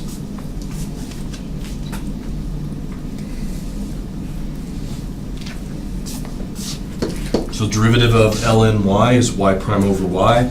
The derivative of x ln of 1 plus 10 over x was negative 10 over x plus 10 plus the ln of 1 plus 10 over x.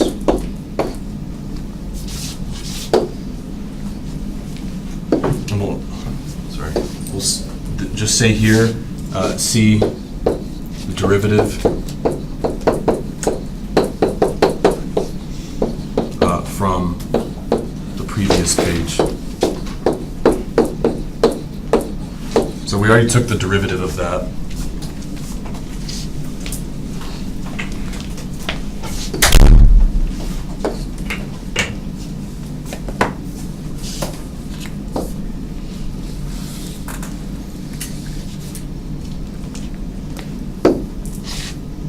So that tells us y prime is multiplying through by y times all of that stuff. Negative 10 over x plus 10 plus ln of 1 plus 10 over x.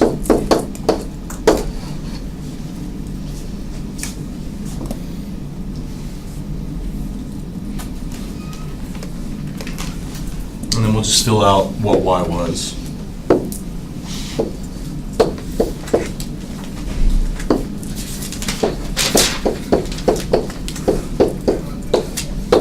That was our y, and then it's times all of this stuff.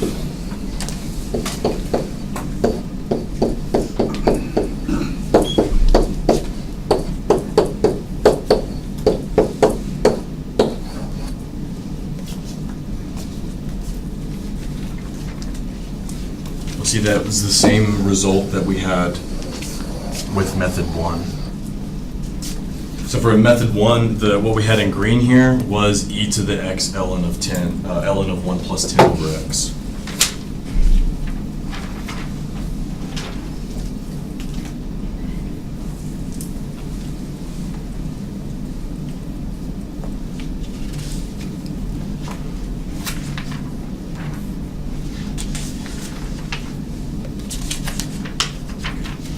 Does anyone have any questions on that? So when you try to get the derivative of ln of natural log of 1 plus 10 over x, isn't there something supposed to be defined as the derivative over the original function? From this right here? No. No? What we were just doing. Well, we had to multiply through by y to solve for y prime. Because we already got the derivative of that, never mind. Yeah.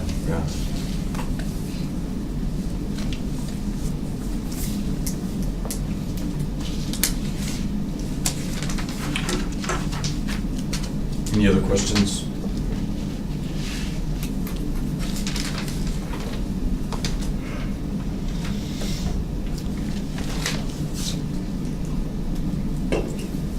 So the thing about E in the compounding continually formula, that didn't come up, but I just wanted to show you that there is a connection between those things. All we did was found derivative.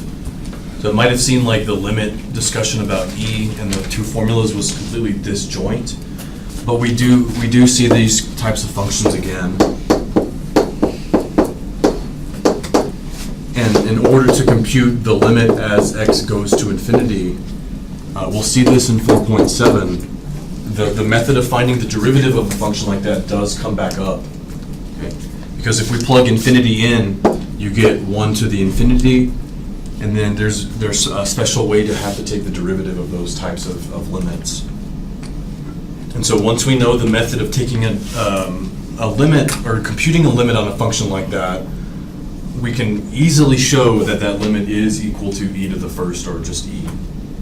But not until later, but they do come back up again later, where we are again taking the derivative of those things. So just a heads up.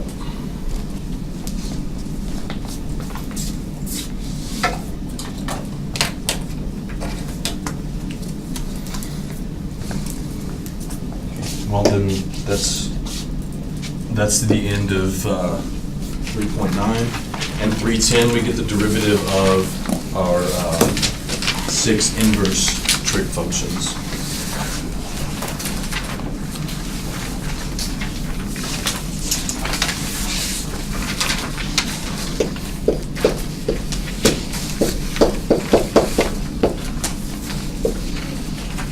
So as a reminder, we're going to write out the 6 inverse trig functions and recall their domain and the range.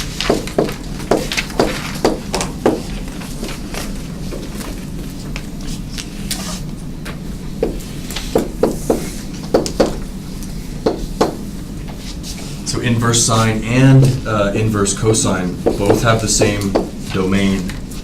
The domain is -1 to 1, including those values. Different ranges. The range for inverse sine is -π/2 to π/2, including the endpoints. And the range for inverse cosine is from 0 to π, including the endpoints.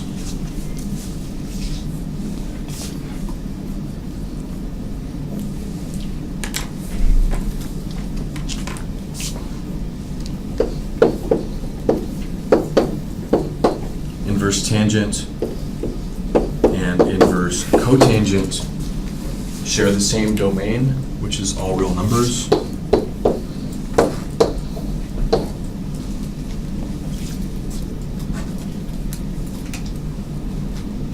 range for inverse tangent, sine over cosine, goes from pi over 2, sorry, negative pi over 2 to pi over 2, not including the endpoints.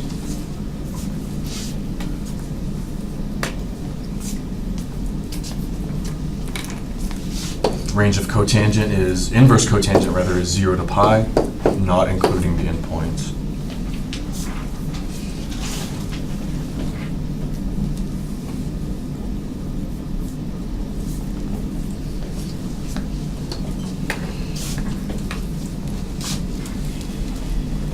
Inverse secant and cosecant both have the same domain. The absolute value of x is larger than or equal to 1.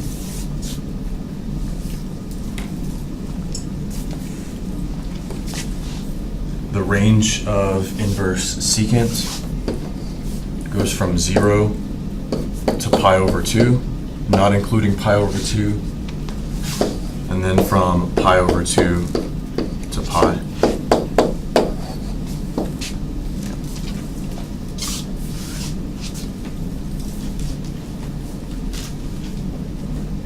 And then cosecant, or sorry, inverse cosecant goes from negative pi over 2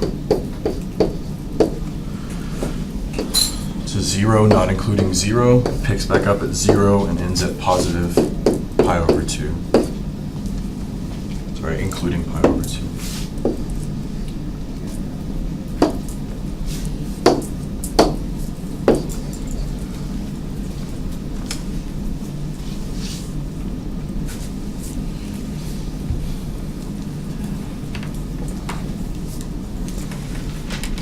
So both of the facts of the domain and the range for the inverse trig functions come up when we're justifying or proving that the derivatives are equal to what they're equal to. So I'm just going to run through one if you're interested. I think your textbook does a total of 3. But the derivation you don't have to remember. Hopefully you can reason your way through it, but you should remember the derivatives. I'm just going to show how the derivatives come about for the inverse trig functions. So I'm just going to add another page. You don't have to write this derivation down. I'm not going to test you over the derivation. You just want to make sure you know the derivatives. So if y is the inverse sine of x, find y prime.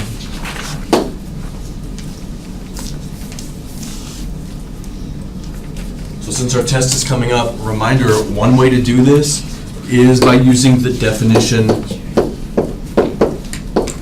of the derivative. The limit as h approaches 0 on the inverse sine of x plus h minus the inverse sine of x all over h.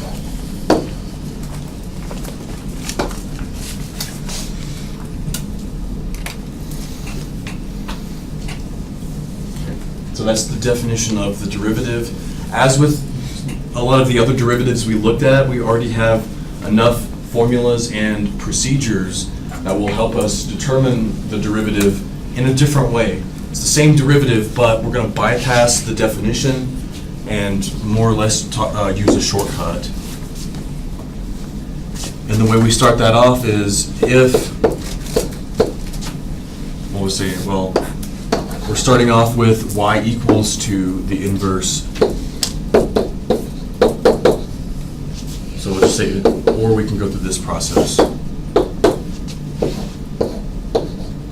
So remember, if y is equal to the inverse sine of x, if and only if sine of y is equal to x.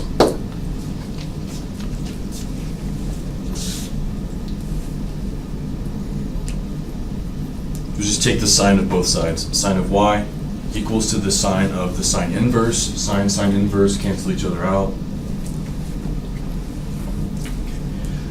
Remember, since we're dealing with y equals the inverse sine of x, reference the previous page, the domain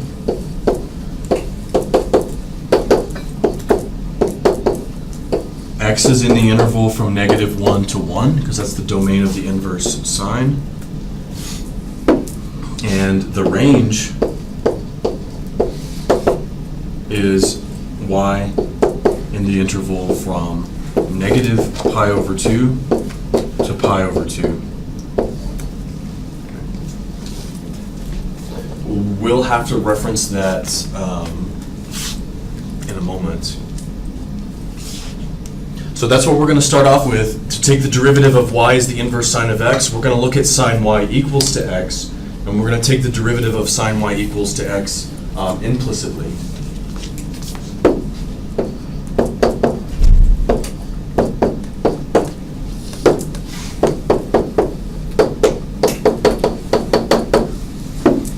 So the implicit derivative here of sine y would be what?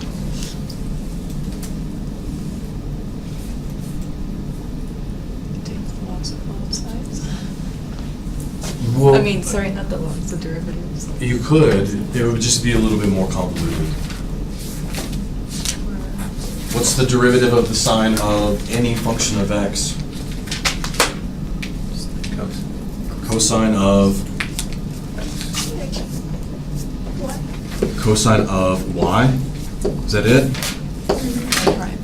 Times the derivative of the inside function. The derivative of x is 1. And so we solve for y prime. We divide through by cosine. So y prime is 1 over cosine y.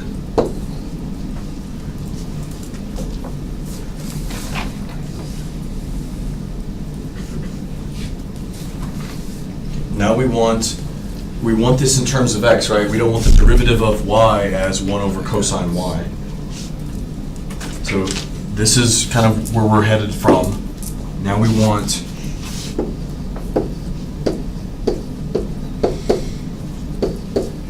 cosine y in terms of x.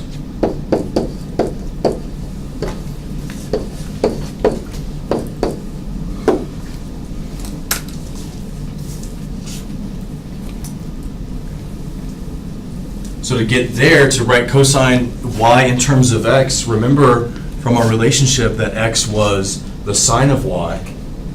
So before we think about what cosine is in terms of x, let's think about what cosine is in terms of sine. That way we can translate it back to x. Does that make sense? We've got what sine y is in terms of x. So first,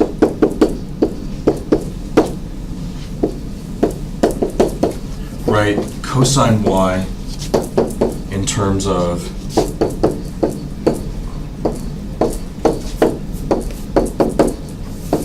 sine y, because sine of y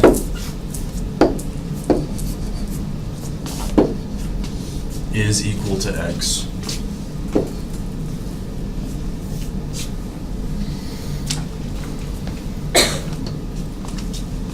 So remember the Pythagorean identities. Sine squared plus cosine squared equals 1, which means,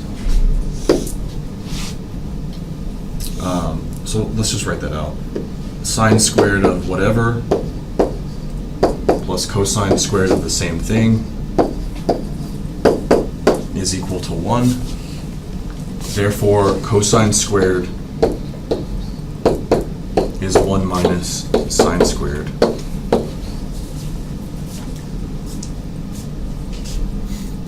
Which means cosine of y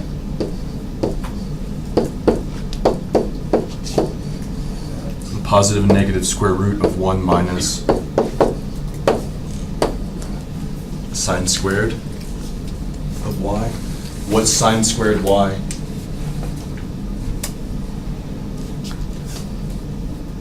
X. Squared. X squared. Because sine of y is x.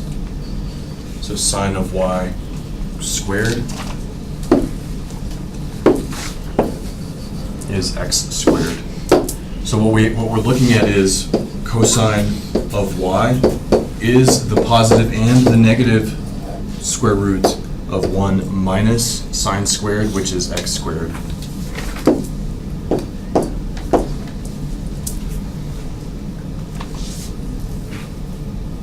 Okay, so sort of mission accomplished. Cosine of y is now in terms of x, but we've got two different representations for cosine of y.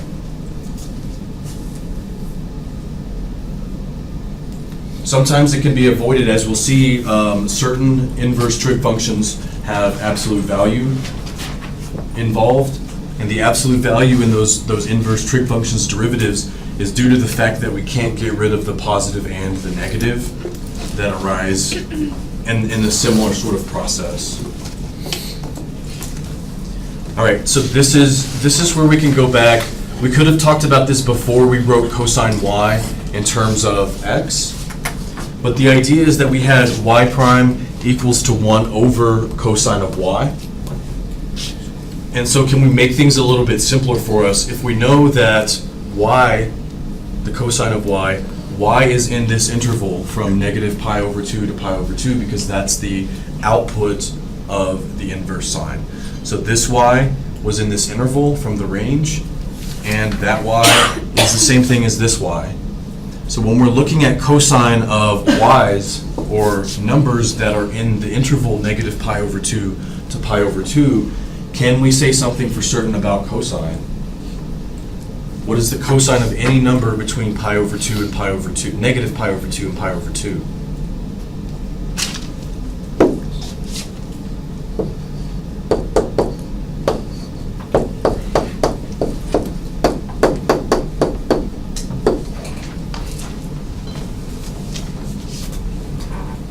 So we could have brought it up right then, but let's just talk about it here.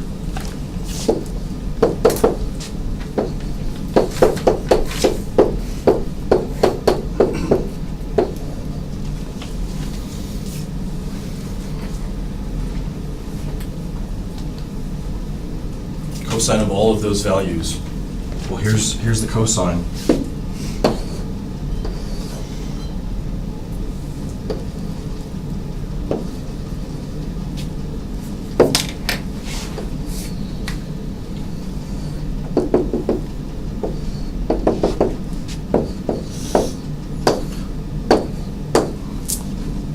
There's the cosine of y. As long as y is in the interval, what's true about cosine? Well, it's 0 at the endpoints.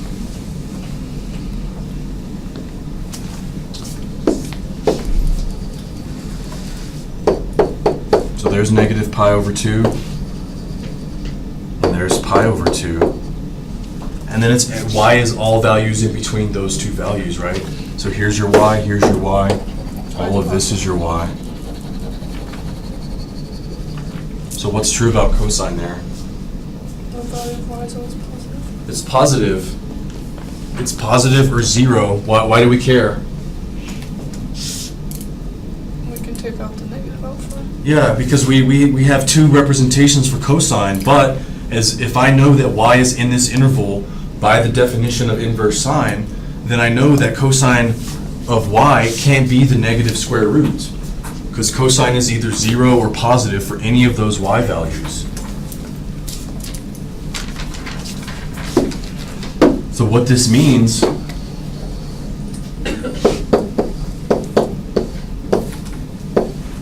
it tells us cosine of y is positive as long as y is in that interval, which that tells us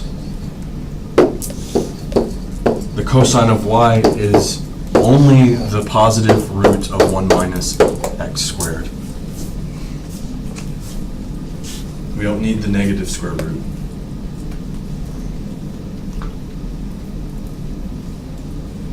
So what was y prime? Y prime was 1 over the cosine of y. So that we have our derivative.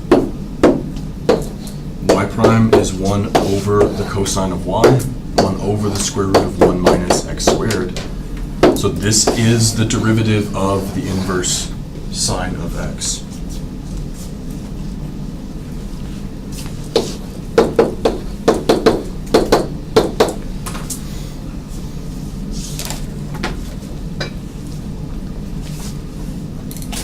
More specifically, or more generally, I guess, if using the chain rule, the inverse sine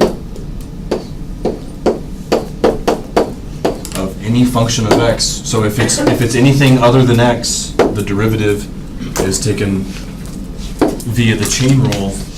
But we do have the derivative here of the inverse sine portion, is what that is. And y prime is 1 over the square root of 1 minus whatever that function is squared times the derivative of the function.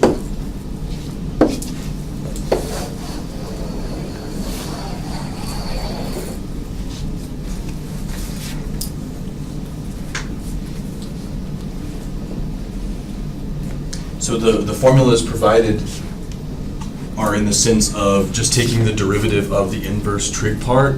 You've got to remember that there's a chain rule attached if it's any other argument than x. If it's 2x, if it's negative x, if it's cube root of x to the 5th, all of that stuff. So here's the derivative of the inverse trig functions.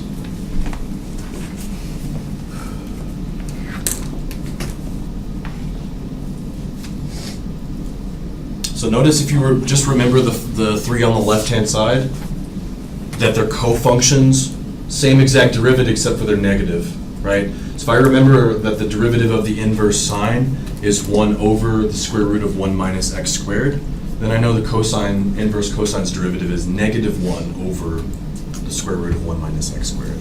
So same derivatives, they're just negatives of each other, co-functions. So in effect, you get, it's like a 2 for 1, if you just remember that.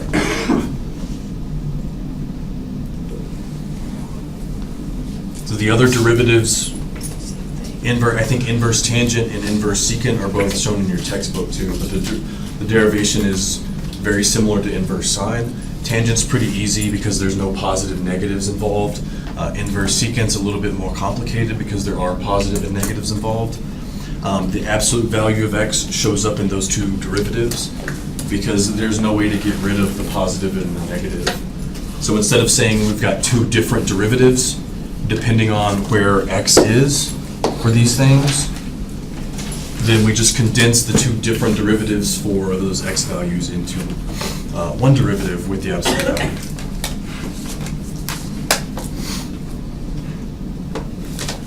This is something else we also have. Notice the derivative, or sorry, the domain rather of the inverse sine of x we said was -1 to 1, including -1 to 1. However, when we look at the derivative is only defined for x between -1 and 1. And hopefully that's obvious as to why. So Thursday we'll look at a few examples of taking the derivative, and then we'll start 3.6.